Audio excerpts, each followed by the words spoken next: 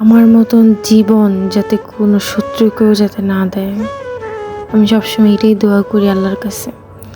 সবাই বলে কষ্টের পর নাকি সুখ আসে, ধৈর্য ধরলে নাকি ধৈর্যের ফল মিঠা হয়। কিন্তু আমি আর কত ধৈর্য ধরবো, আর কত কষ্ট করব। আসলে টাকা পয়সা থাকলেই তো হয় না, মানসিক শান্তিটা সব থেকে দরকার। সেই মানসিক শান্তিটাই আমার জীবনে নাই। আমার খুব মানসিক শান্তি দরকার। না পারছি কিছু কথা কাউকে বলতে, না পারছি নিজে সহ্য করতে।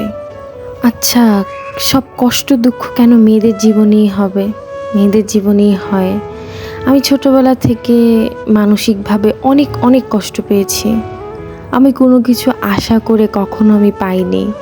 আমারও তো একটা শখ আছে, আমিও তো কিছু আশা করতে পারি। আমিও তো কারো না কারো বোন, আমিও কারো না কারো মেয়ে, দুদিন পরে কারো না কারো বউ হব। যদি এই কষ্টই সারা জীবন থাকে, কষ্টই যদি আমার সঙ্গী হয়, তাহলে আমার এই দুনিয়াতে বেঁচে থেকেই বা কী লাভ? হঠাৎ একদিন আমিও দুনিয়া ছেড়ে চলে যাব আল্লাহর কাছে। তখন হাজার চেষ্টা করলো, কান্নাকাটি করলো, আমাকে কেউ ফিরে পাবে না। তো সবার জন্য আমি সবসময় দোয়া করি, সবাই ভালো থাকুক, সুস্থ থাকুক, আমি সবসময় দোয়া করি। আমি আমার শত্রুদের জন্য সবসময় দোয়া করি। তারা আমাকে কষ্ট দিয়েছে, কিন্তু আল্লাহ তুমি তাদেরকে কষ্ট দিও না। আমি যে কষ্টটা পাইছি তাদেরকে দিও না, থাক। প্রতিটা জীবনেই ভালো মন্দ খারাপ সব কিছুই আছে সবার জীবনেই। আসলে বাস্তবতা অনেক কঠিন।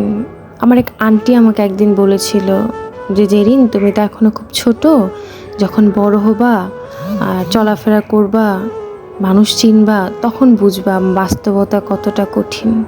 তখন ছোট ছিলাম, বুঝতে পারিনি, কিন্তু এখন বুঝতেছি বাস্তবতা আসলে অনেকটা কঠিন।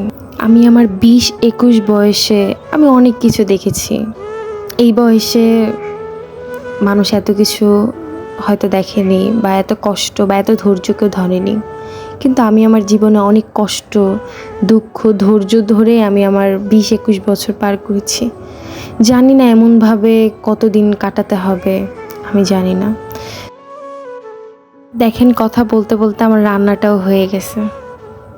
যাক, অনেক কথা বললাম অনেক দিন পরে, অনেক ভালো লাগতেছে যে আপনাদের সাথে কিছু কথা শেয়ার করলাম যতটুকুই পেরেছি। তো সবাই অবশ্যই কমেন্ট করে জানাবেন আমার রান্নাটা কেমন হয়েছে। আমি জানি না কে কেমন খায়, কিন্তু আমি আমার মতো রান্না করেছি।